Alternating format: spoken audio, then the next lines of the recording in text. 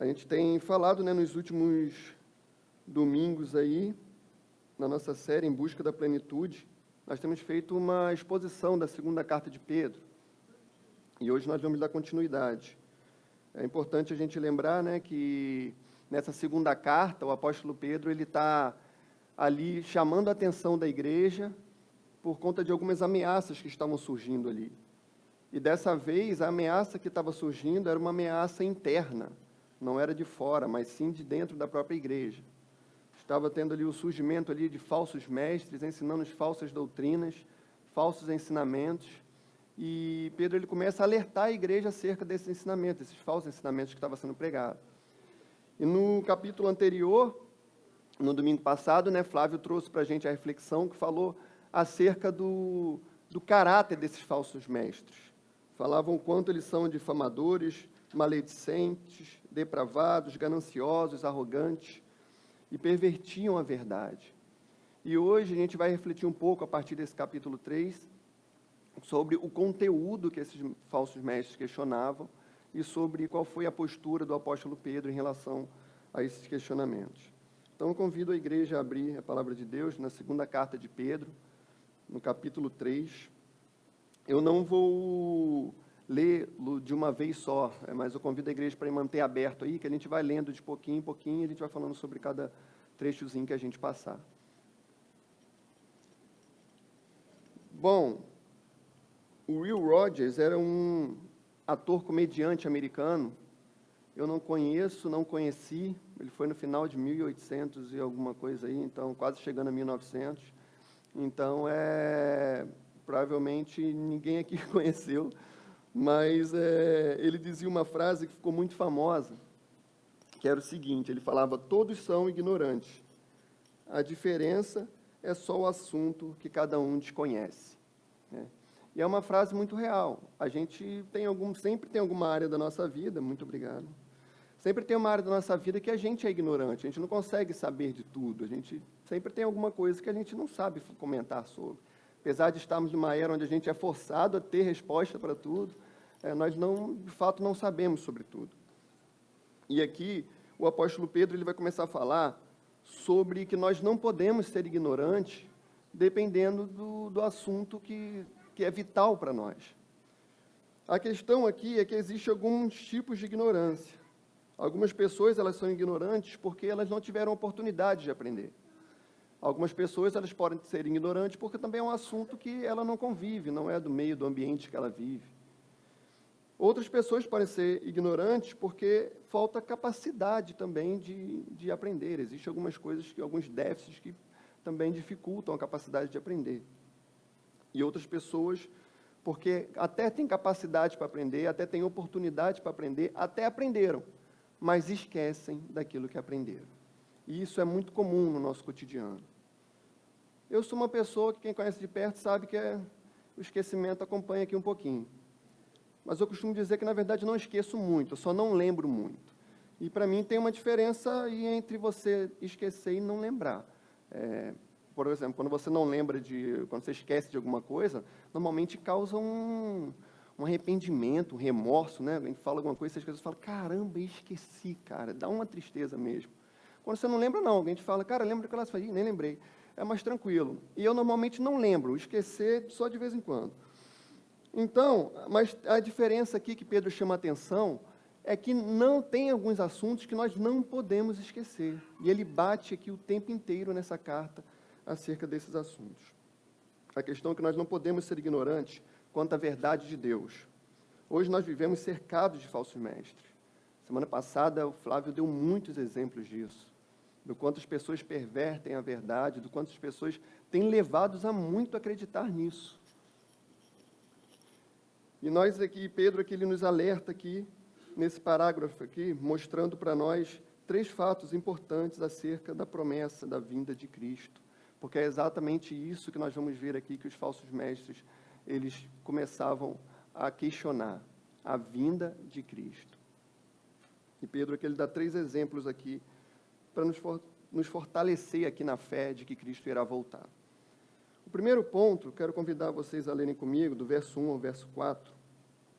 Pedro ele mostra aqui para a gente que a palavra de Deus ela é verdadeira. Então, a partir do verso 1, diz assim: Amados, esta é agora a segunda carta que escrevo a vocês.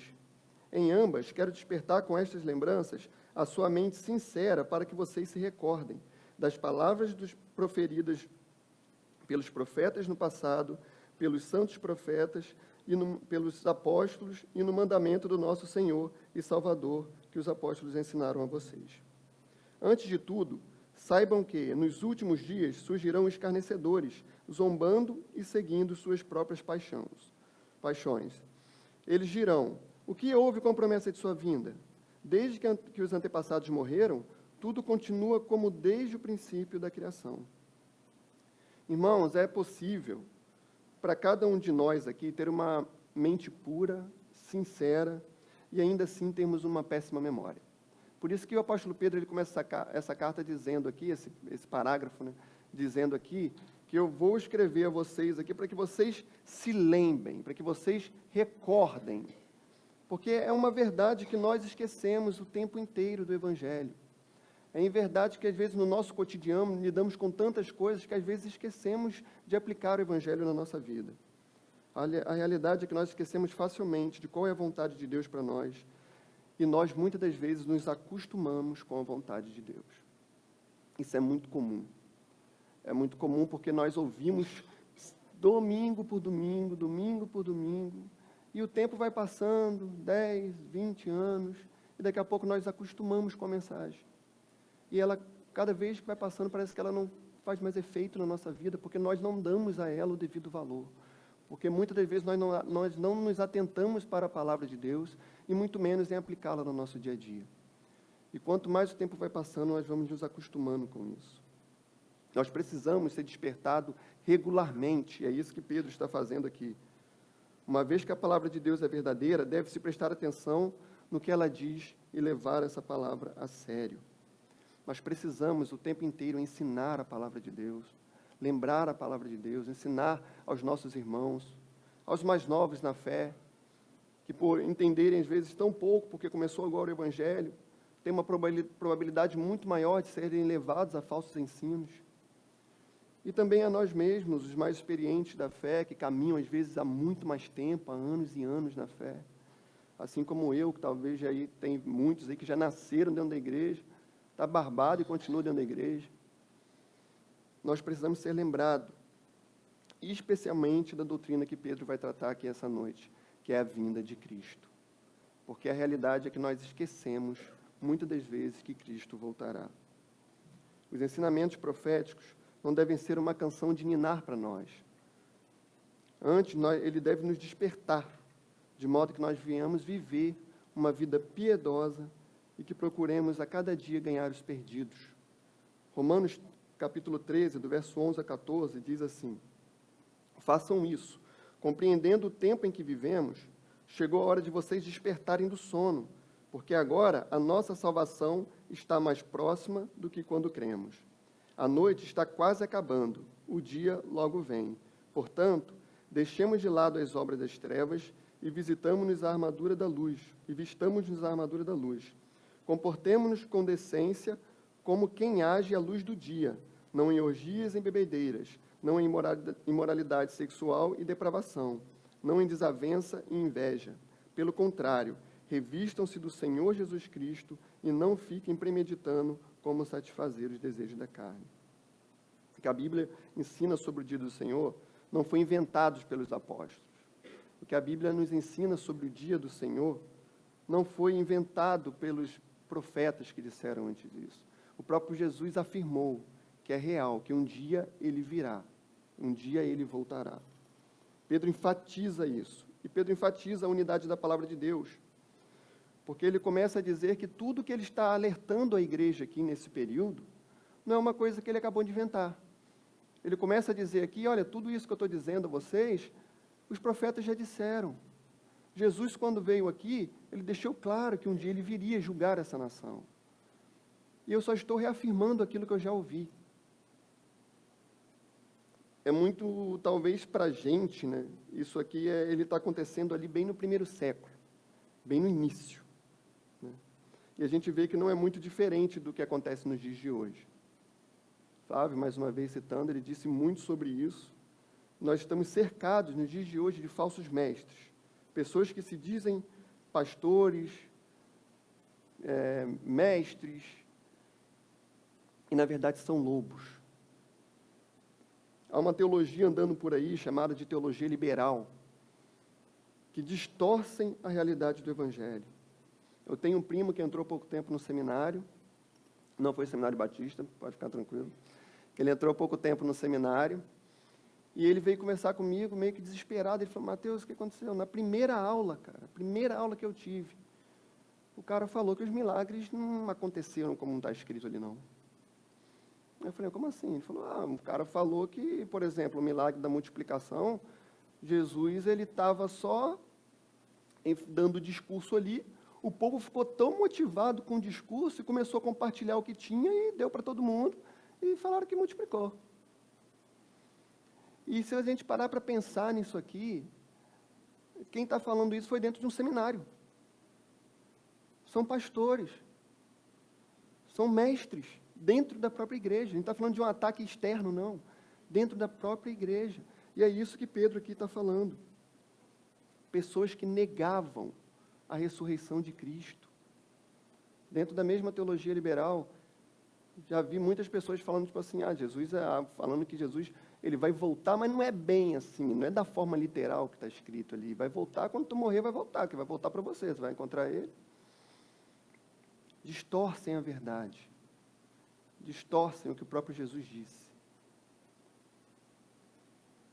Então, hoje nós estamos falando de pessoas dentro da igreja, no qual às vezes nós nos espantamos, porque quando vemos a quantidade de pessoas que ainda seguem e estão atrás desses falsos profetas é enorme.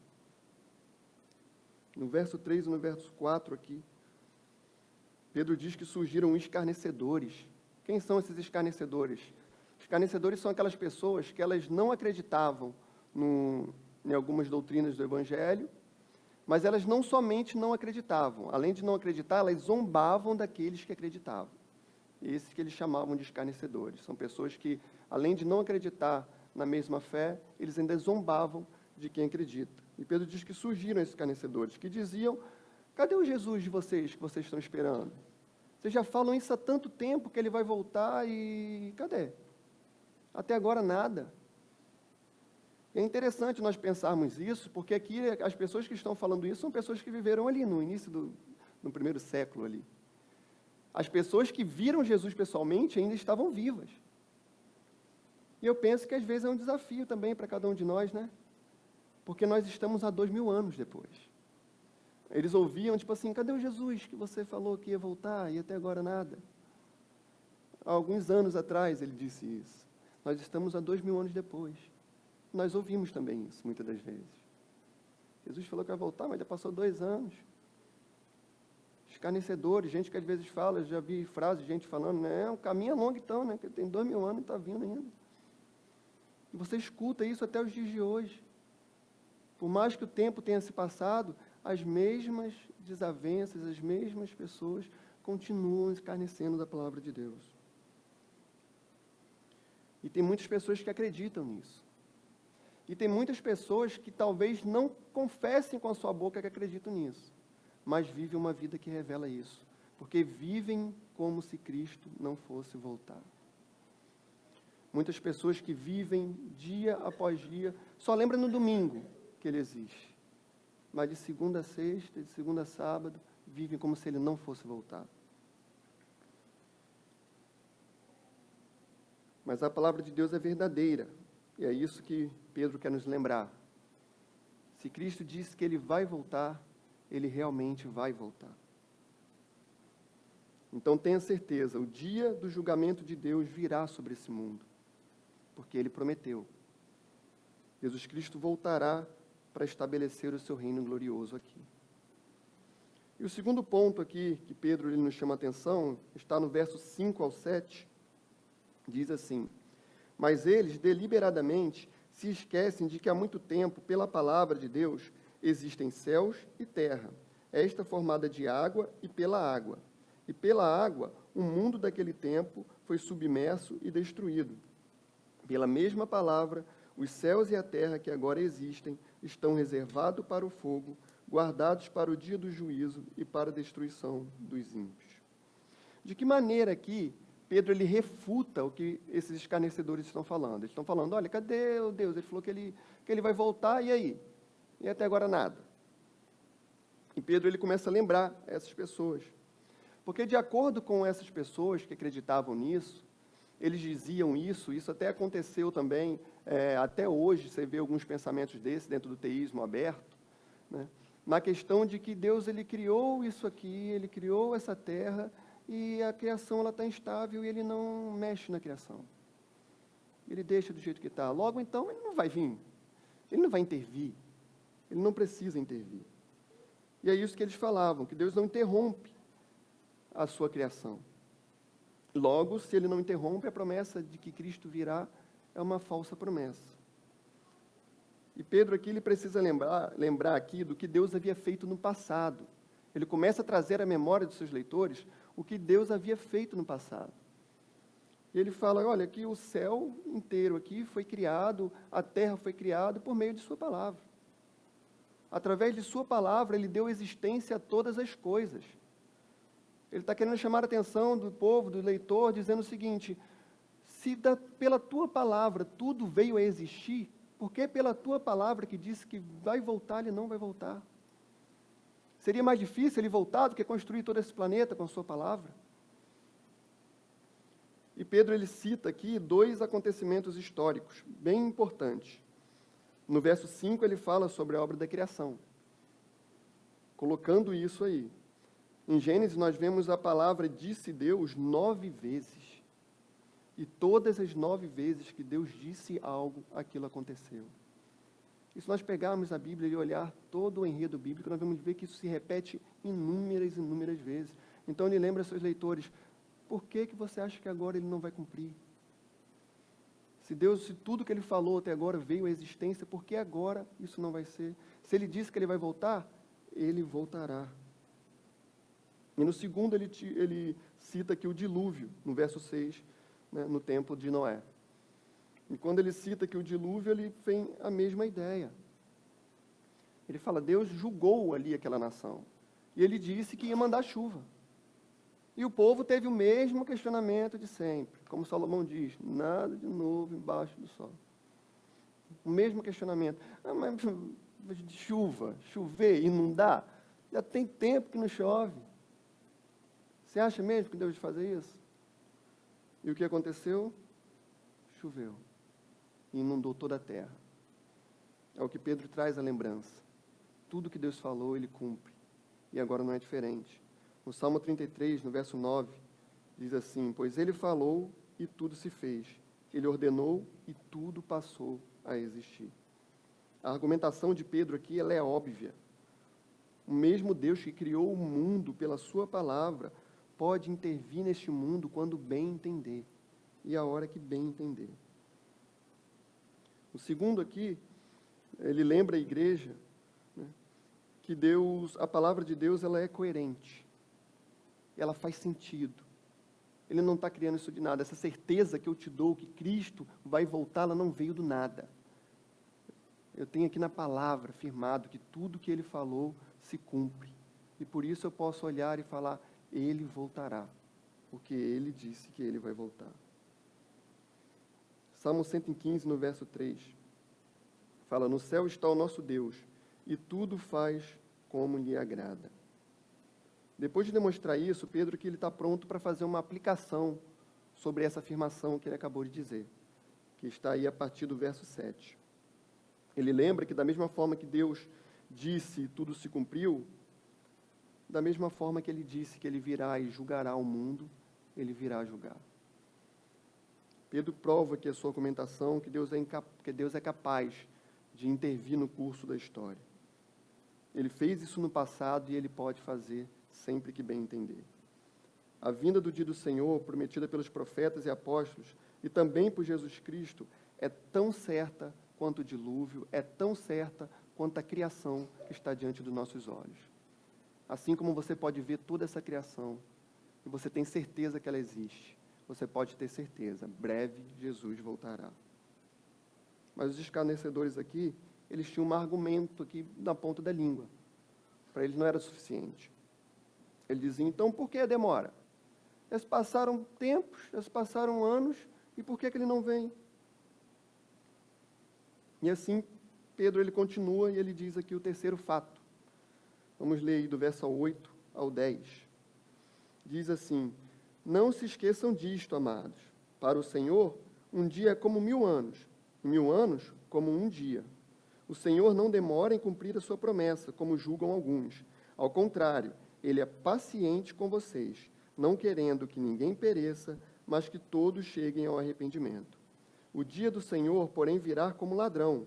Os céus desaparecerão com um grande estrondo. Os elementos serão desfeitos pelo calor, e a terra e tudo que nela há será desnudada. Mais uma vez aqui, Pedro deixa clara a ignorância dos escarnecedores. Eles não apenas ignoravam o que Deus tinha feito no passado, mas eles também ignoravam aqui a natureza de Deus. Porque quando eles começam a questionar, olha, Jesus disse que ele vai voltar e não vai, então ele está dizendo também da mesma forma que Deus ele é mentiroso, que Deus ele mudou de ideia, que ele se arrependeu do que ele disse. Eles achavam aqui que Deus estava atrasado, demorando demais, que Deus era incapaz de agir, ou estava com falta de vontade mesmo. E Pedro diz no verso 8, não se esqueçam disso, amados. Para o Senhor, um dia é como 1000 anos, e 1000 anos como um dia. Tem gente que usa esse verso aqui, às vezes, para tentar aí desvendar quando que ele vai voltar, né? Aí começa a fazer um monte de cálculo na Bíblia lá. Aqui tem 3 dias, então pode ser que ele vai voltar daqui a 3000 anos, porque 3 dias como 1000 anos, e começa um dia como 1000 anos, e começa a fazer um monte de conta para descobrir. E isso sempre acontece. Quase todo ano eu nunca vi surge uma data aí de que ele vai voltar. Quem viveu aqui os anos 2000 sabe como é que foi, né? Aquela expectativa que todo mundo estava de Cristo ia voltar. Mas o fato aqui é que Pedro ele estava se referindo provavelmente ao Salmo 90, no verso 4, que ele fala, de fato, 1000 anos para ti são como o dia de ontem que passou, como as horas da noite. O que Pedro está enfatizando aqui é a eternidade de Deus. Quando ele diz que para Deus 1000 dias é como um, e um como 1000, é porque para quem é eterno, o tempo não tem valor algum. O tempo é algo que nós temos hoje, eu acho que de mais precioso que a gente tem aqui na nossa sociedade, né? A gente tenta fazer tudo da melhor forma possível para não perder um segundo.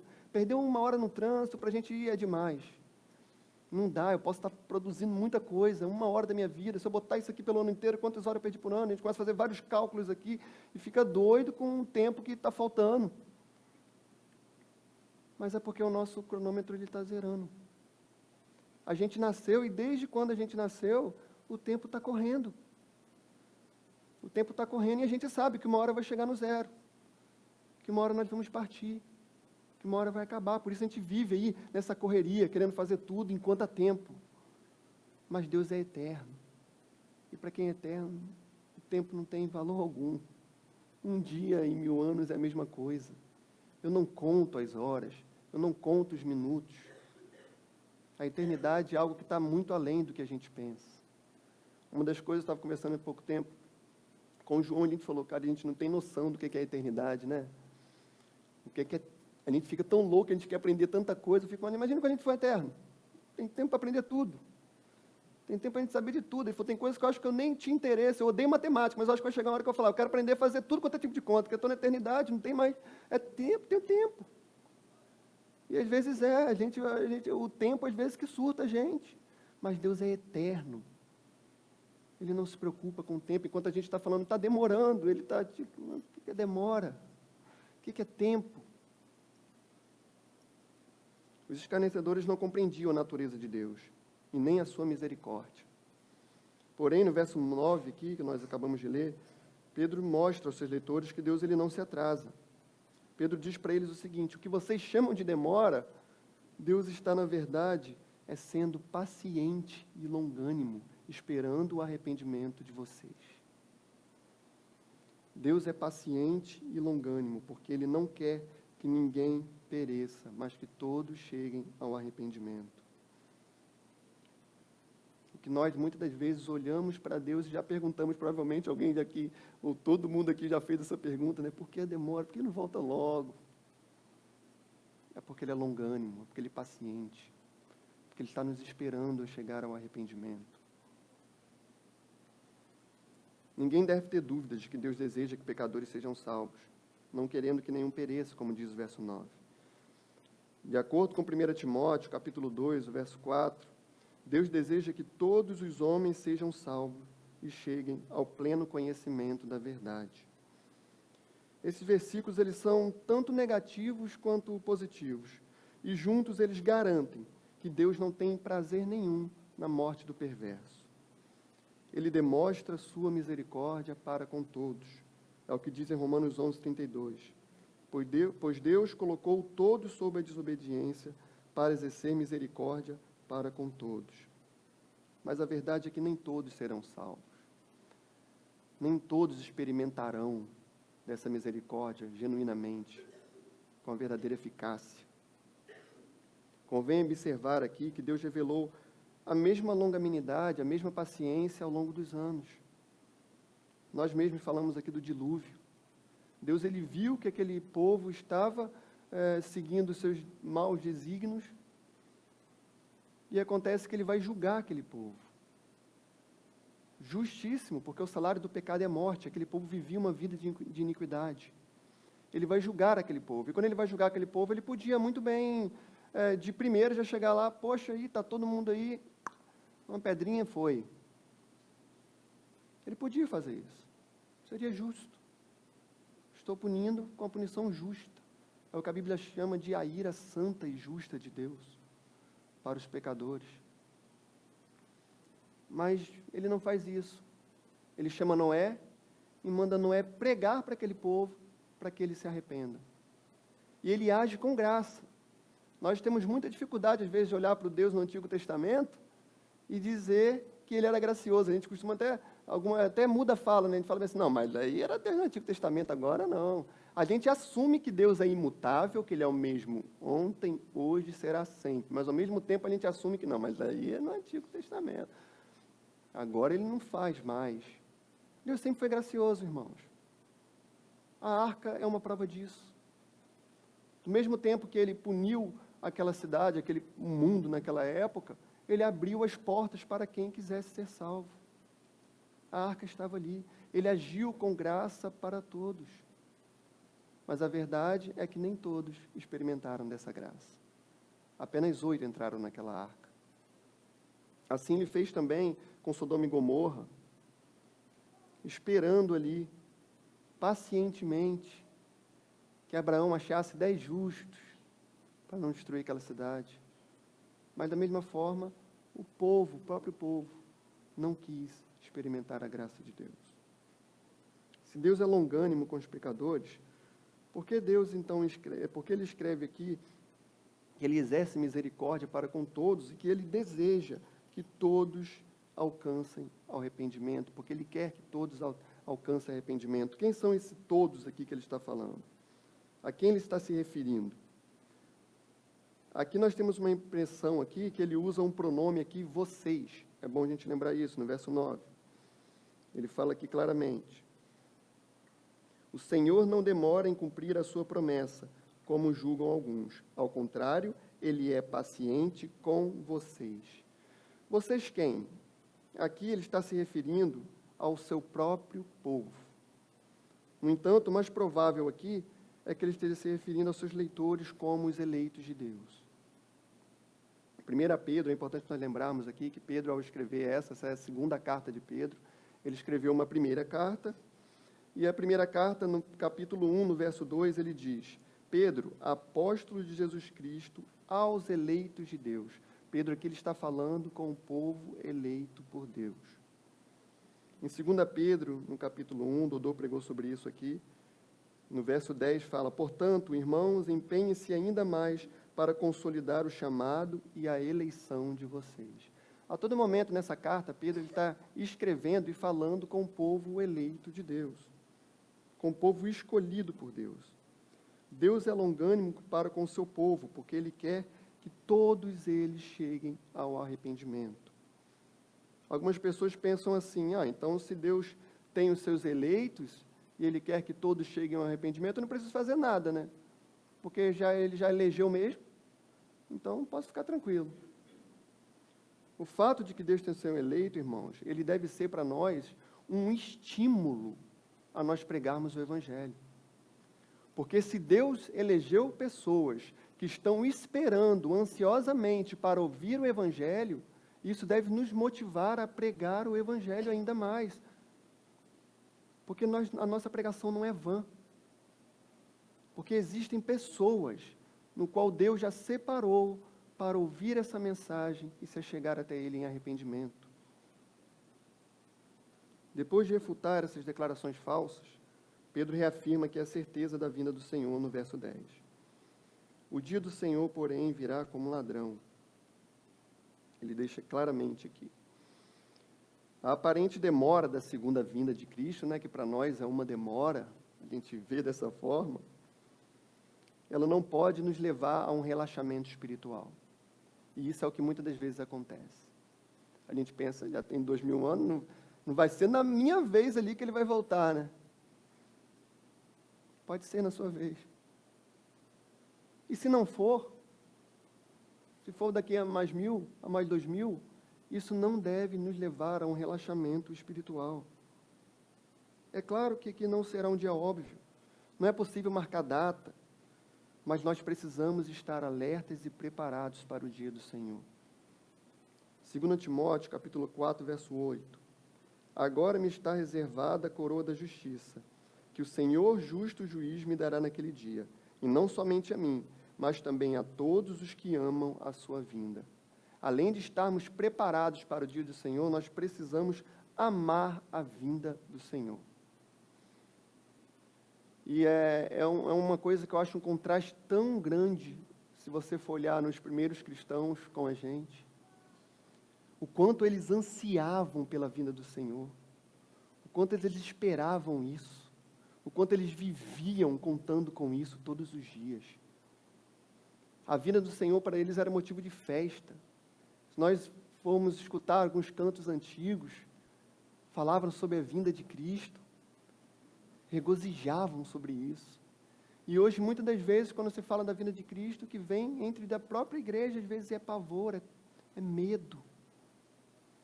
Antigamente, quando falava da vinda de Cristo, tudo virava festa. Hoje em dia, as peças mesmo que a gente faz na igreja, quando é a vinda de Cristo, apaga a luz, já vem aquelas notas bravas no teclado. É um pavor para deixar todo mundo com medo. Irmãos, nós temos que ficar alegres, porque Cristo voltará. Isso tem que ser motivo de gozo, de alegria, de regozijo para todos nós.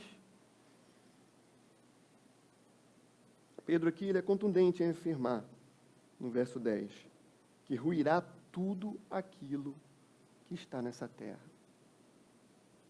Os tesouros que os homens juntaram se derreterão, nada que o homem levantou ficará de pé. Todas as coisas das quais os homens se orgulham, grandes cidades, construções, invenções, realizações, serão destruídas em um instante. Ele usa aqui uma expressão, no verso 10, dizendo, como um grande estrondo, os elementos serão desfeitos pelo calor, e a terra e tudo que nela há será desnudada. Esse modo que ele descreve isso aqui, é o mesmo modo que na época eles nem tinham essa consciência, mas se nós vermos hoje, é perfeitamente o modo que fala de uma energia atômica, onde tudo se explode e desaparece. Quando os pecadores estiverem diante do trono de Deus, não terão coisa alguma para provar a sua grandeza. Tudo terá desaparecido, e essa é a realidade que Pedro lembra. Ele voltará, e voltará como um juiz para julgar esse mundo. E o apóstolo Pedro ele descreve a cena do juízo final e faz uma poderosa aplicação. Tendo em vista, então, que Jesus voltará, como nós devemos viver? Qual é o estilo de vida que nós devemos adotar? Eu quero trazer 4 aplicações aqui para nós, que está a partir do verso 11. Em primeiro lugar, nós precisamos viver de forma santa e piedosa, é o que Pedro nos diz, visto que tudo será assim, desfeito. Que tipo de pessoa é necessário que vocês sejam? Vivam de maneira santa e piedosa. quando ele fala que nós devemos estar preparados, que nós devemos viver uma vida de santificação. Devemos viver uma vida santa e piedosa. Ele fala isso, piedosa, porque é uma forma prática. Porque nós temos uma facilidade muito grande de ir para um extremo ou estar no outro. Ou às vezes a gente fica bitolado, doido, Jesus vai voltar, não faço mais nada, não faço mais nada, eu só fico doido, correndo para baixo e para cima. Deus não nos chamou para viver desesperado, não, irmãos. Mas também não nos chamou para ser relaxados. Para vivermos nem lembrando de que Ele um dia voltará. Ele fala, vivam de forma santa e vivam de forma piedosa, de forma prática. Ele deixa claro aqui que esse fogo vai varrer todo o ímpio dessa terra. E o ímpio, totalmente ao contrário do que a gente chama de piedade. E aqui ele fala claramente, vivam de forma santa e piedosa. Em segundo lugar, no verso 12, precisamos viver uma vida como pessoas que aguardam a vinda de Cristo, esperando o grande dia. Ele fala claramente no verso 12. Esperando o dia de Deus e apressando a sua vinda. Naquele dia, os céus serão desfeitos pelo fogo e os elementos se derreterão pelo calor. Devemos viver uma vida que, de fato, vivemos esperando a volta de Cristo. Precisamos viver assim, irmãos. Todo santo dia, como se Ele fosse voltar ainda hoje. Não podemos esquecer disso. Não podemos nos apegar aqui nessa terra. Não podemos viver esquecendo que a nossa pátria não é aqui, que a nossa morada não é aqui. Isso aqui é só uma passagem, somos peregrinos. Por mais que você viva aqui 70, 80, 100 anos, 100 anos é um piscar de olho diante da eternidade, irmãos. O que são 100 anos diante da eternidade? Eu não lembro quem disse essa frase, mas eu li em algum livro, uma vez, de um cara tentando falar sobre a eternidade. Ele falou, eu penso que a eternidade é o Monte Everest, ele fala assim, e que todo dia passa uma pombinha com um paninho na boca, em cima do Monte Everest e bate o paninho assim, ó. Ele fala, só que todo dia ela passa, e no outro dia ela vai de novo e passa a pontinha de novo. Um dia, aquele monte vai desaparecer, um dia. E eu acredito que no dia que ele sumir, começou a eternidade. Para mim é o jeito mais tranquilo que eu consigo expressar. Na verdade, não expressou nada, que a gente não consegue ter dimensão do que é a eternidade. Se a gente ficar um segundo pensando no dia que esse monte vai sumir, a gente não vai dar nem conta. A gente não tem ideia do que é a eternidade. Isso aqui que nós vivemos é um piscar de olho, irmão. As dores que nós vivemos, o que é isso perto da eternidade, de uma vida eterna desfrutando de Deus. Sem injustiça, sem dor, sem sofrimento. O que nós passamos aqui é um piscar de olho. Devemos viver como aqueles que não são daqui, esperando a volta de Cristo. A igreja de Deus, ela não dorme como os filhos das trevas. Ela ama a vinda do Senhor e clama constantemente, Maranata, ora vem, Senhor Jesus. Esse tem que ser o nosso desejo, todos os dias. Que Cristo venha nos buscar. Que Cristo venha estabelecer o teu reino. Na oração do Pai Nosso, é o que Jesus nos ensina, que venha o teu reino. Tem gente que tem medo de que o reino venha. Não, pode até vir, espera só fazer um negocinho. Deixa eu só casar primeiro. Bem igual, né? Deve ser o casamento com estar com Cristo. Irmão, nós precisamos ansiar por isso, pela volta de Cristo, todos os dias. E em terceiro lugar, nós precisamos apressar o dia do Senhor, que ele fala no verso 12. O que aqui ele quer dizer com apressar a vida do Senhor? Como ele já disse antes, o Senhor tem o seu povo escolhido e espera com paciência para que o Evangelho chegue até eles, para que eles cheguem ao arrependimento. Ele usa essa palavra aqui, nós devemos apressar, nos estimulando a pregar o Evangelho, para que essas pessoas cheguem ao arrependimento. Mateus 24:14 diz, e será pregado este Evangelho do reino por todo o mundo, para testemunho a todas as nações. Então virá o fim. Precisamos pregar o Evangelho, porque pregar o Evangelho reflete também a nossa pressa em ver o Senhor, a nossa pressa em ver os povos chegando ao arrependimento, em ver pessoas experimentando a graça de Deus, sendo poupadas do juízo de Deus, assim como esse juízo, como Cristo poupou a nós. Existem pessoas por aí espalhadas que também estão esperando de nós ouvir esse Evangelho.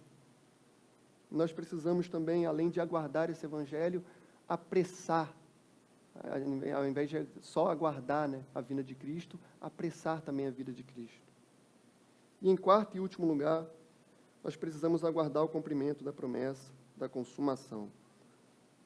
Que é o final desse parágrafo, no verso 13. Todavia, de acordo com a sua promessa, esperamos novos céus e nova terra, onde habita a justiça. Esse derretimento dos céus e da terra, no qual Pedro falou aqui, desse fogo divino, ele não é uma tragédia para a igreja, irmãos. É apenas o início de uma eternidade gloriosa. É preciso esclarecer aqui que esse mesmo fogo que ele fala que vai varrer o ímpio, Paulo também fala sobre ele, que esse fogo, ele purifica aquilo que é verdadeiro. Ele purifica o que é o justo. Ele vai varrer toda impiedade. Todo vestígio do pecado será destruído. Toda marca do pecado será banida. Mas o paraíso será restaurado. E aqueles que estão em Cristo serão poupados. E habitaremos novos céus e numa nova terra. Deus transformará nesse lugar em um lugar perfeito. E nós viveremos com Ele aqui por toda a eternidade. Esse será o dia do resgate final da sua igreja. Mas é importante lembrarmos também que esse também será o dia da vingança de Deus contra os seus inimigos. A pergunta que fica para cada um de nós refletir hoje é: de que lado estamos? O que de fato nós vamos experimentar?